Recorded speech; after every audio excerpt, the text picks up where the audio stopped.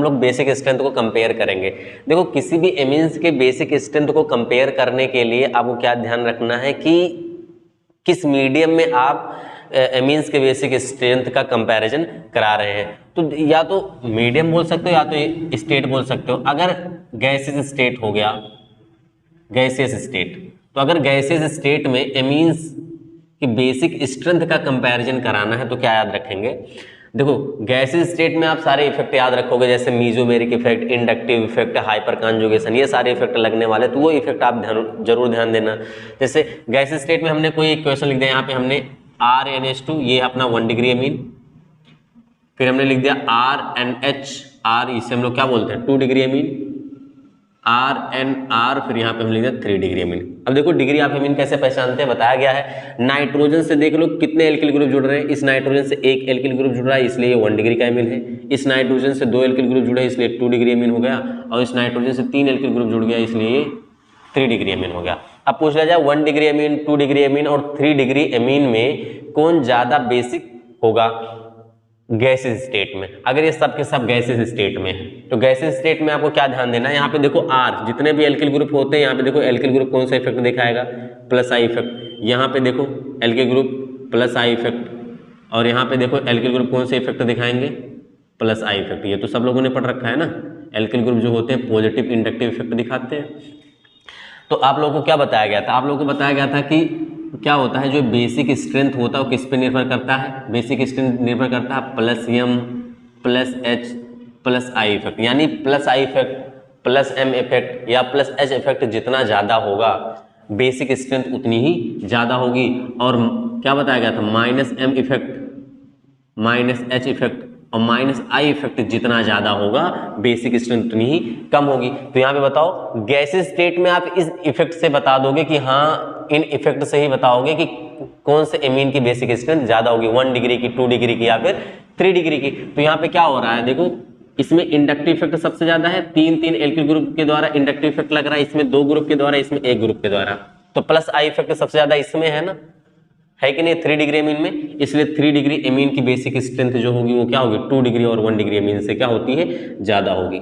3 degree amine की basic strength 2 degree और 1 degree amine से ज़्यादा होगी। लेकिन ये कौन सी स्टेट में बोला गया है, गैसियस स्टेट में। अब R के स्थान पे आप क्या रख सकते हो, R के स्थान पे कोई भी एल्किल ग्रुप रख सकते हैं, जैसे methyl, ethyl, propyl, isopropyl, butyl, है ना, टर्सरी ब्यूटिल, कुछ भी हो सकता है, आप कोई भी एल्किल ग्रुप यहाँ पे रख सकते हैं। लेकिन अगर यहीं पे आपको एक्वस मीडियम दे दिया जाए, कौन सा मीडियम है, एक्वस मीडियम है, ठीक है, एक्वस मीडियम, यानी ऐसा भी क्वेश्चन पूछ सकता है कि जलीय विलयन ने बताइए इन प्राथमिक एमीन, द्वितीयक एमीन या तृतीयक एमीन की प्रबलता का क्रम क्या होगा। तो डिपेंड करता है कि कौन सा आपने एल्किल ग्रुप लिया है, उस एल्किल ग्रुप पर भी निर्भर करेगा कि एमीन की प्रबलता का क्रम क्या होगा। जैसे एक्वस मीडियम में हमने यहाँ पे क्या लिया है, देखो एक्वस मीडियम में हमने जैसे 1 डिग्री एमीन में R के स्थान पे हमने CH3NH2 मेथिल ग्रुप रखा है, ये 1 डिग्री एमीन हो गया। फिर R के स्थान पे हम लोग क्या रख देते हैं, CH3 ग्रुप रखते हैं, ये 2 डिग्री एमीन हो गया, और ये है अपना 3 डिग्री एमीन। आपसे पूछ लिया गया बताइए, ये है अपना 1 डिग्री एमीन, ये 2 डिग्री एमीन और ये है 3 डिग्री एमीन। बताइए इसमें सबसे ज़्यादा प्रबल कौन सा होगा, किसकी बेसिक स्ट्रेंथ ज़्यादा होगी। यहाँ पे देखो NH2 से कौन सा ग्रुप जुड़ा हुआ है, मेथिल ग्रुप। ठीक इसी प्रकार से हमें इसी NH2 से जो अगला एल्किल ग्रुप जोड़ेंगे वो एथिल जोड़ेंगे। एथिल में हमने क्या लिख सकते हैं, ET लिख सकते हैं ना एथिल को। एथिल का मतलब कौन सा ग्रुप, कौन सा ग्रुप, एथिल का मतलब CH2CH3, यानी CH3CH2 ग्रुप। ET के स्थान पे इतने ग्रुप रखा जा सकता है एथिल ग्रुप। तो ETNH2 यहाँ पे 2 डिग्री का बनाते हैं, ATNHCH3, ये C2H5 ET कर देते हैं ना, एथिल वाला भी ले लेते हैं। फिर यहाँ पे क्या है, ET ले लेते हैं 3 डिग्री एमीन का जब बनाएंगे, CETN और इधर भी रख दिया ET। अगर इन दोनों में कंपैरिजन कराना हो एक्वस मीडियम में कि किसकी बेसिक स्ट्रेंथ ज़्यादा होगी तो आप कैसे करोगे। तो यहाँ पे देखो ध्यान सुनो, CH3 और CH2CH3 यानी एथिल और मेथिल में बड़ा ग्रुप कौन सा है समझो, ट्रिक के बेसिस पे है, इसके कुछ रीजंस भी है, रीजंस जाने तो आपसे मेन ऑर्डर याद रखना कि इसका ऑर्डर क्या बनेगा। यहाँ पे देखो CH3 और C2H5 है, तो बताओ एथिल और मेथिल में से बल्कि ग्रुप, बड़ा ग्रुप कौन सा है, तो आपको पता है एथिल ग्रुप बड़ा ग्रुप है। अच्छा, इन दोनों केसों में अगर 1 डिग्री, 2 डिग्री और 3 डिग्री एमीन का कंपैरिजन एक्वस मीडियम में आ गया, और याद रखना ये जो आप एमीन देख रहे हैं इसमें एमीन में मेथिल या एथिल ग्रुप हो, ठीक है। तो अगर ये देखो इसमें सब मेथिल ग्रुप, इसमें आपस में कंपैरिजन कराना है तो याद रखना 2 डिग्री एमीन का बेसिक स्ट्रेंथ जो होगा 3 डिग्री और 1 डिग्री से ज़्यादा होगा। पहली बात तो ये याद रखना है। अब देखो, अब समझ नहीं आता है इसके बाद 3 डिग्री रखें कि 1 डिग्री रखें। इसमें भी क्या होगा, 2 डिग्री एमीन का सबसे ज़्यादा होगा। ये देखो ये 2 डिग्री है ना, ये 1 डिग्री एमीन है और ये क्या है 3 डिग्री एमीन है। अब इसमें समझ नहीं आता एथिल ग्रुप रखा है तो इसके बाद 3 डिग्री आएगा या 1 डिग्री आएगा। अगर एक्वस मीडियम में प्राथमिक, द्वितीयक या तृतीयक एमीन के बेसिक स्ट्रेंथ का ऑर्डर लिखना हो तो सबसे पहले क्या हो, अगर मेथिल या एथिल ग्रुप जुड़े होंगे, ठीक है, तो सबसे ज़्यादा किसका होगा, 2 डिग्री का हो गया। अब समझ नहीं आता 3 डिग्री या 1 डिग्री का रखें। मेथिल और एथिल में बड़ा ग्रुप कौन सा है, एथिल बड़ा है, मेथिल छोटा है। अब कौन कौन सा रखना है, 3 और 1 डिग्री का ही तो लिखना है, पहले 3 लिखे कि 1 लिखे, तो ऐसा हमने लिख दिया 1 डिग्री और 3 डिग्री। अच्छा बताओ 1 डिग्री और 3 डिग्री में बड़ा अंक कौन है, 3 है।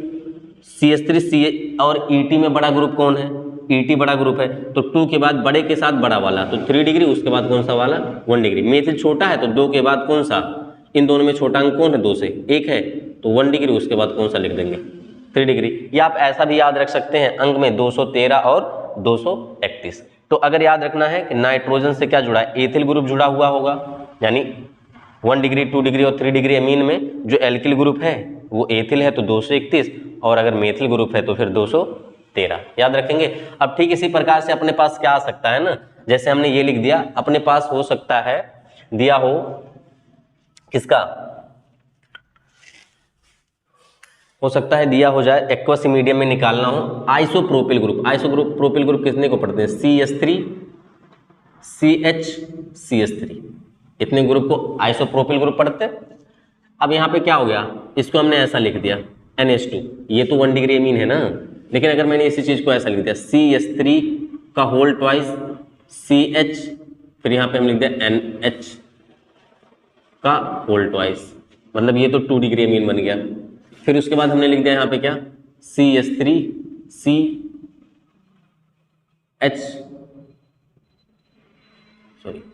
CH3 का होल ट्वाइस CH, इतने का होल थ्राइस N, ठीक है। तो ये कहीं ना कहीं ये 1 डिग्री का है, ये 2 डिग्री का है, और ये कौन सा डिग्री का हो जाएगा, 3 डिग्री का हो जाएगा। अगर इन तीनों में कंपैरिजन कराना, अगर आइसोप्रोपिल ग्रुप आ गया तो आइसोप्रोपिल ग्रुप आने पर एक्वस मीडियम में 1 डिग्री 2 डिग्री और 3 डिग्री की बेसिक स्ट्रेंथ का कंपैरिजन कराना होगा तो याद रखना जो 1 डिग्री वाला होगा वो 2 डिग्री और 3 डिग्री से ज़्यादा बेसिक होगा। यानी यहाँ पे जो बनेगा ये तो सिंपल हो गया, वो 1 डिग्री 2 डिग्री और लास्ट में कौन सा बन जाएगा 3 डिग्री।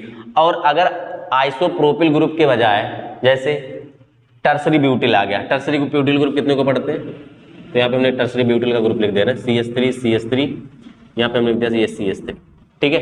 ये टर्सरी ब्यूटिल ग्रुप और यहाँ पे हमने जोड़ दिया NH2, ठीक है। ये टर्सरी ब्यूटिल ग्रुप है। ठीक इसी प्रकार से हम लोग ये तो 1 डिग्री का एमीन हो गया, टर्सरी ब्यूटिल का 1 डिग्री एमीन। अब टर्सरी ब्यूटिल का हम लोग 2 डिग्री वाला बना देते हैं, तो इसको हम लोग ऐसा लिख सकते हैं CH3 का होल ट्वाइस, फिर ये क्या हो जाएगा, नहीं सॉरी, CH3 का होल थ्राइस C, इतने का होल ट्वाइस, और यहाँ पे हम लोग लिख देते हैं NH।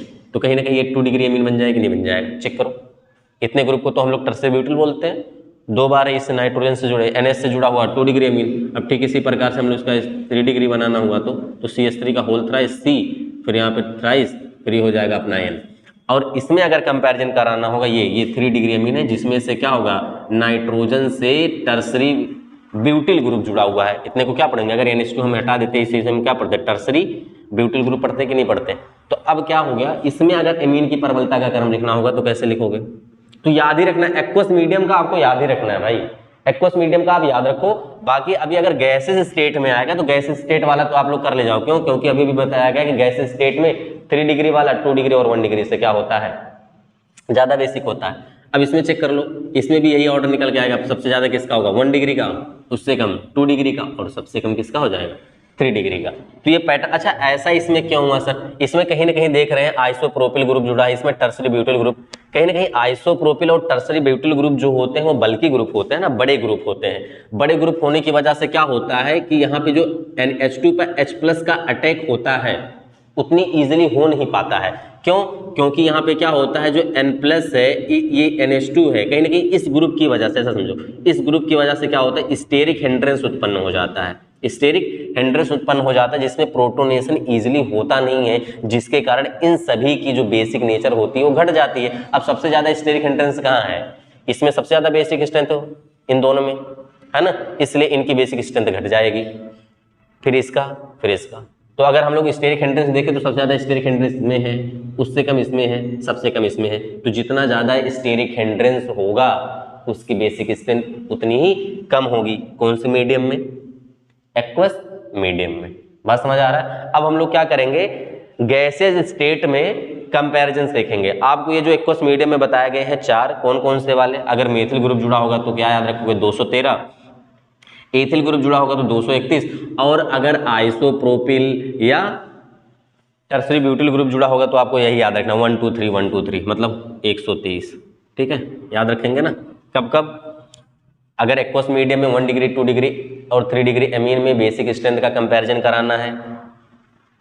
एल्किल ग्रुप अगर मेथिल होगा तो क्या याद रखेंगे क्रम, 213, एथिल हुआ तो 231, आइसोप्रोपिल या टर्सरी ब्यूटिल हुआ तो आपको क्या याद रखना है, 130। यही ऑर्डर आपको याद रखने, बस इतने में आपका काम हो जाएगा। इतने ही कंपैरेटिव एग्जामों में यहीं से क्वेश्चन पूछे जाते हैं। और अगर एक्वस मीडियम ना होकर के गैसेस स्टेट में पूछ रहे हैं, अब हम जो कंपैरिजन करेंगे वो गैसेस स्टेट में कंपैरिजन करेंगे, तो उसके लिए आपको क्या याद रखना है, जो आपको कल कॉन्सेप्ट बताए गए थे उन कॉन्सेप्ट को आपको ध्यान में रखना है। ठीक है, तो पहले उसको नोट करो, उसके बाद हम लोग आगे का पढ़ते हैं। तो याद रखना गैसेस स्टेट में क्या होता है, गैस में अगर कोई गैसेस स्टेट में आ जाता है तो गैसेस स्टेट में क्या होगा, 3 डिग्री 2 डिग्री और 1 डिग्री का क्या होता है, एमीन सबसे ज्यादा बेसिक होगा। लेकिन कब? जब नाइट्रोजन का लोन पेयर कॉन्जुगेशन में नहीं होगा। पढ़ाया था ना, नाइट्रोजन का लोन पेयर कॉन्जुगेशन में नहीं होगा तो उस दौरान 3 डिग्री 2 डिग्री और 1 डिग्री एमीन में 3 डिग्री एमीन की बेसिकेशन 2 डिग्री और 1 डिग्री एमीन से ज्यादा होती है। अगर समझ नहीं आया होगा तो अभी प्रैक्टिस क्वेश्चन करेंगे, समझ आएगा, पहले इसको नोट कर लो। इन 5 क्वेश्चंस का आंसर बताओ, आंसर क्या बनेगा। वो कॉन्सेप्ट जो पढ़ रखा है कॉन्सेप्ट के अकॉर्डिंग ही चलना है। तो देखो यहाँ पे क्या है, ये जो कर रहे हैं ना सब के सब गैसेज स्टेट का ही कर रहे हैं। ठीक है, कि गैसेज स्टेट में अपने एमीन है, तो बताइए इसमें एमीन्स की बेसिक स्ट्रेंथ का ऑर्डर क्या होगा। तो कंपेयर ही करना है, ये थोड़ी बता सकते हैं कि ये बताइए 3 डिग्री एमीन 2 डिग्री एमीन या 1 डिग्री एमीन में कौन किससे कितना गुना बेसिक होगा, ये नहीं बताते, या कितना बेसिक होगा ये नहीं बताते, दोनों में से कौन ज्यादा बेसिक होगा ये बता सकते हैं। चलो चलो, इसे हम लोग क्या बोलेंगे, 1 डिग्री एमीन है, ये 2 डिग्री एमीन है, ये 3 डिग्री एमीन है। इसमें बताओ सबसे ज्यादा बेसिक कौन होगा। तो आपको सिंपल से पता है कि CH3 कौन सा इफेक्ट दिखाता है, प्लस इफेक्ट, और प्लस इफेक्ट की वजह से क्या होता है, प्लस आई इफेक्ट दिखाता है ना CH3, और आपको पता है प्लस इफेक्ट की वजह से क्या होता है, बेसिक स्ट्रेंथ बढ़ता है। इसमें भी प्लस इफेक्ट है तो इसकी भी बेसिक स्ट्रेंथ बढ़ेगी, इसमें भी प्लस इफेक्ट लग रहा है तो इसकी भी बेसिक स्ट्रेंथ क्या होगी, बढ़ेगी। जितना ज्यादा प्लस इफेक्ट बेसिक स्ट्रेंथ उतनी ही ज्यादा, तो क्या हो जाएगा, 3 डिग्री एमीन की बेसिक स्ट्रेंथ 2 डिग्री और 1 डिग्री एमीन से ज्यादा होगी। इन तीनों में कंपैरिजन करके बताओ। तो इन तीनों में भी आसान है सर। ET का मतलब होता है एथिल ग्रुप, ये नाइट्रोजन का लोन पेयर क्या किसी के साथ कॉन्जुगेशन में नहीं है, तो यहाँ पे 3 डिग्री एमीन है, 2 डिग्री एमीन है, ये 1 डिग्री एमीन है, तो यहाँ पे क्या हो जाएगा, सिंपल सी बात है, यही ऑर्डर बनेगा। अब यहाँ पे चेक करो, यहाँ पे CH3NH2, CH3 कौन सा इफेक्ट दिखाता है, प्लस आई इफेक्ट। अब यहाँ पे देखो इस नाइट्रोजन का लोन पेयर है, अब देख लिया जाए इन दोनों में, देखो पूछ लिया गया इन दोनों में से ज्यादा बेसिक कौन होगा, एनिलीन या मेथिलेमीन, एनिलीन या मेथिलेमीन, एनिलीन या मेथिलेमीन, चेक करके बताओ। यहाँ पे बताओ, अब क्या चेक करोगे ना, ये नाइट्रोजन का लोन पेयर देख लो, लोन पेयर है, आपको बताया गया ये भी 1 डिग्री का है, ये भी 1 डिग्री का एमीन है, ये एरोमेटिक है, ये एलिफैटिक एमीन है, ये एरोमेटिक एमीन है और ये एलिफैटिक एमीन। अगर याद करो हमने एक पॉइंट लिखवाया था कि एरोमेटिक एमीन और एलिफैटिक एमीन में एलिफैटिक एमीन की बेसिक स्ट्रेंथ एरोमेटिक एमीन से ज्यादा होती है। डिग्री सेम है, चेक कर लो, डिग्री सेम है, 1 डिग्री एमीन है, ये 1 डिग्री एलिफैटिक है, ये 1 डिग्री एरोमेटिक एमीन है, तो इन दोनों में से ज्यादा बेसिक कौन होगा, आपको पता है एलिफैटिक एमीन एरोमेटिक एमीन से ज्यादा बेसिक। ऐसा क्यों है सर, ये तो ज्यादा बेसिक हो गया, ये कम बेसिक हो गया, ऐसा क्यों है, क्योंकि यहाँ का लोन पेयर देखो, यहाँ पे लोन पेयर, तो यहाँ पे देखो पाई सिग्मा लोन पेयर, ये वाला लोन पेयर जो है इस पाई बंध के साथ या रिंग के साथ कॉन्जुगेशन में है, और ये वाला लोन पेयर जो है क्या किसी के साथ कॉन्जुगेशन में है, नहीं, अर्थात ये लोन पेयर कैसा है, लोकेलाइज्ड है, कैसा है, लोकेलाइज्ड है, और ये वाला लोन पेयर क्या होता है, डीलोकेलाइज्ड है, क्या है, डीलोकेलाइज्ड है। आपको बताया गया था लोकेलाइज्ड लोन पेयर की बेसिक स्ट्रेंथ डीलोकेलाइज्ड लोन पेयर से क्या होती है, ज़्यादा होती है, क्लियर है ना। उसके बाद इसमें बताओ, अच्छा इसको हम लोग बोलते हैं, ये वाला जो देख रहे हैं आपको, इसे हम लोग बोलते हैं पायरोल, इसे क्या बोलते हैं, प्रीडीन, क्या बोलते हैं, प्रीडीन। और ये जो अपना है इसे हम लोग बोलते हैं एनिलीन, ठीक है, क्या बोलते हैं, एनिलीन। तो पायरोल, प्रीडीन और एनिलीन और ये कंपाउंड लिखा गया है। तो बताइए इसमें से सबसे ज्यादा बेसिक कौन होगा, तो कंपेयर कर लो। अच्छा इस नाइट्रोजन पे संकरण कौन सा, इस नाइट्रोजन पे संकरण है sp3 का, इस नाइट्रोजन पे संकरण जो है वो है sp2 का, इस नाइट्रोजन पे संकरण जो है वो है sp2 का, इस नाइट्रोजन पे संकरण भी sp2 का है, ठीक है, कौन सा है, sp2 का है। अच्छा कैसे पता चला सर संकरण sp3 का है, sp2 और sp2। अच्छा आप लोगों को पता होगा z की वैल्यू हम लोग निकालते हैं, z की वैल्यू अगर 4 आती है तो संकरण sp3, z की वैल्यू अगर क्या आती है, 3 आती है तो संकरण क्या होता है, sp2 का, और z की वैल्यू अगर 2 आती है तो संकरण क्या होता है, sp का। ऑर्गेनिक में यही 3 संकरण आपको देखने को मिलेंगे ऑर्गेनिक केमिस्ट्री में, sp3, sp2 और sp। अब आप समझ नहीं आता सर ये z की वैल्यू निकालते हैं कहते हैं, जिससे हम लोग बोलते हैं स्टेरिक नंबर। ये कैसे निकालते हैं, z की वैल्यू निकालना बहुत आसान है। z बराबर होता है total number of sigma bond plus free lone pair, मतलब ऐसा लोन पेयर जो कॉन्जुगेशन या एरोमेटिसिटी में इन्वॉल्व ना हो, ये तो होता है ना।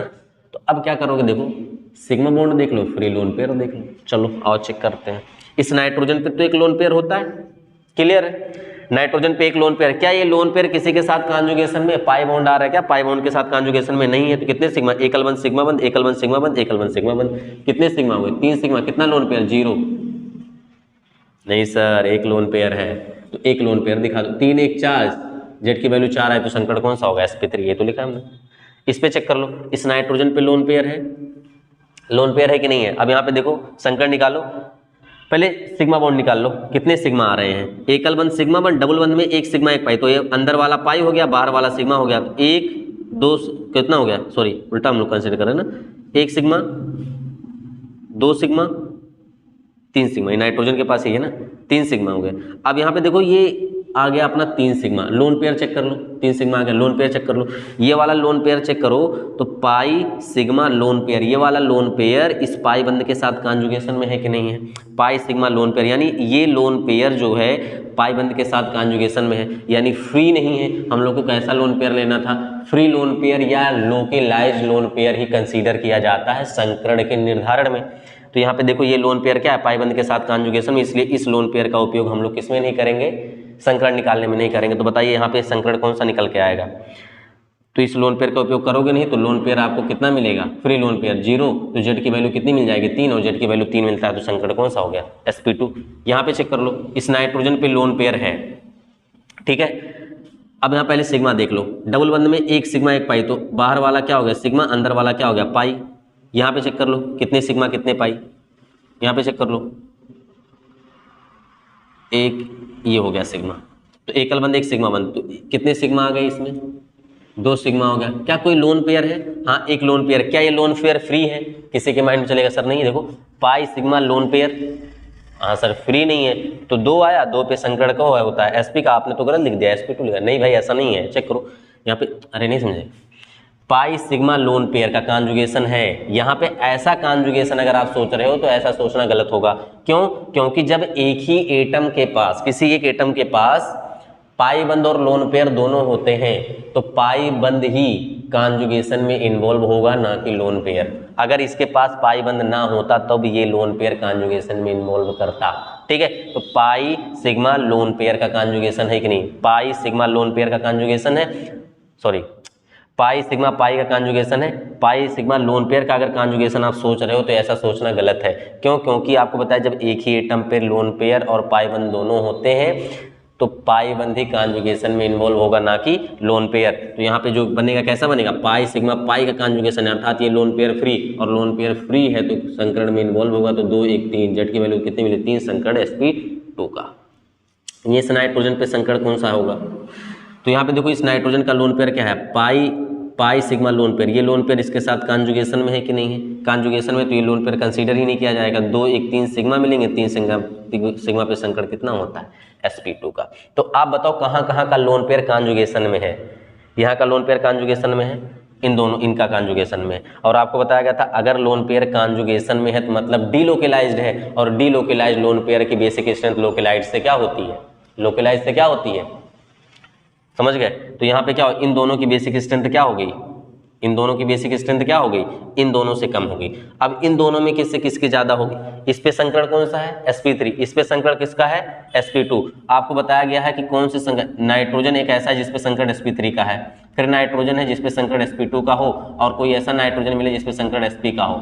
तो बताइए किसकी बेसिक स्ट्रेंथ ज्यादा होगी, जिसकी इलेक्ट्रोनिगेटिविटी कम होगी। तो याद रखना, अगर इलेक्ट्रोनिगेटिविटी का ऑर्डर देखना होगा तो इलेक्ट्रोनिगेटिविटी का ऑर्डर ये बनेगा, En का ऑर्डर। तो sp संकरण प्रदर्शित करने वाले नाइट्रोजन की इलेक्ट्रोनिगेटिविटी सबसे ज्यादा। अगर इलेक्ट्रोनिगेटिविटी सबसे ज्यादा है तो इलेक्ट्रॉनों को बांध के रखेगा, क्या डोनेट करेगा, नहीं बांध के रखेगा ना।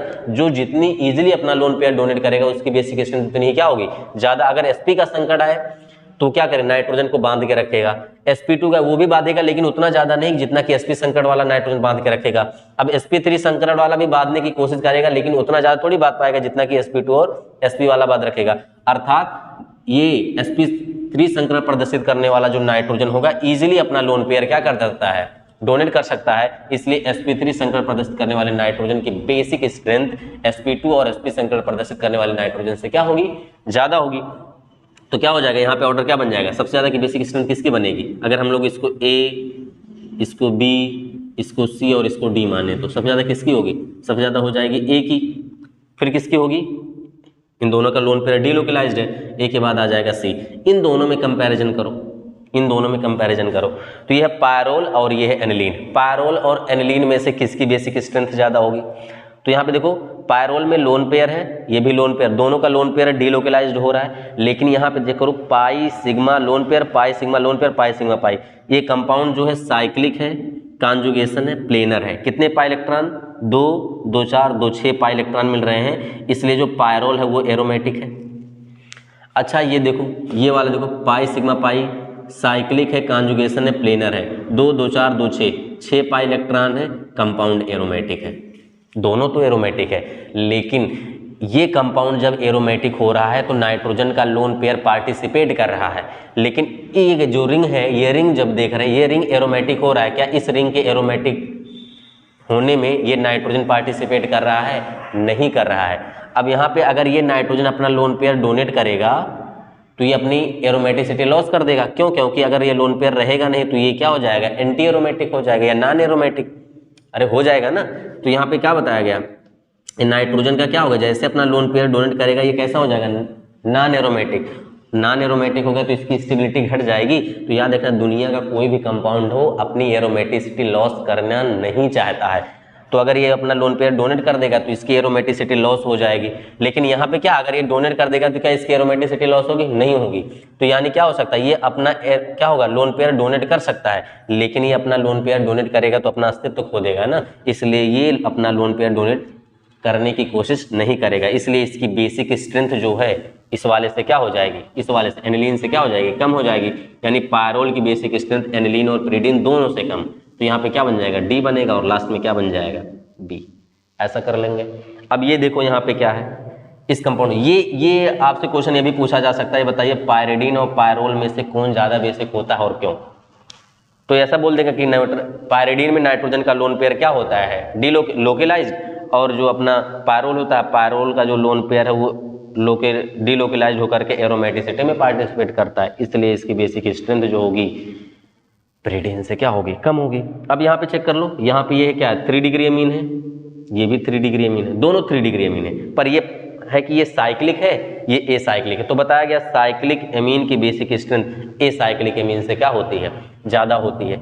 इतना क्लियर हुआ क्या है कि साइक्लिक अमीन की बेसिक स्ट्रेंथ जो होती है वो ए साइक्लिक अमीन से ज्यादा होती है। आप इसको नोट करोगे, उसके बाद और भी हम लोग प्रैक्टिस क्वेश्चन करेंगे। पहले इसको नोट करो, लिखो, अगर नहीं कहीं पे समझ आया तो उसे पूछो। अभी और भी बचा, अगर कोई एरोमेटिक अमीन आ गया तो आपको पहले बताया गया, अगर कोई एरोमेटिक अमीन आता है तो एरोमेटिक अमीन में आप ये चेक कर लेते हो कौन सा एरोमेटिक अमीन है, 1 डिग्री का है या 2 डिग्री का है या 3 डिग्री का। अगर 1 डिग्री एरोमेटिक अमीन है तो उसमें आप SIP इफेक्ट देखते हो। कब देखते हो, अगर 1 डिग्री अमीन के आर्थो पोजीशन पर कोई ग्रुप जुड़ा होगा तो क्या होता है, SIP इफेक्ट की वजह से बेसिक स्ट्रेंथ कम हो जाती है। लेकिन अगर 2 डिग्री और 3 डिग्री अमीन के आर्थो पोजीशन पे कोई ग्रुप जुड़ा है तो क्या होता है, SIR इफेक्ट की वजह से बेसिक स्ट्रेंथ बढ़ जाता है।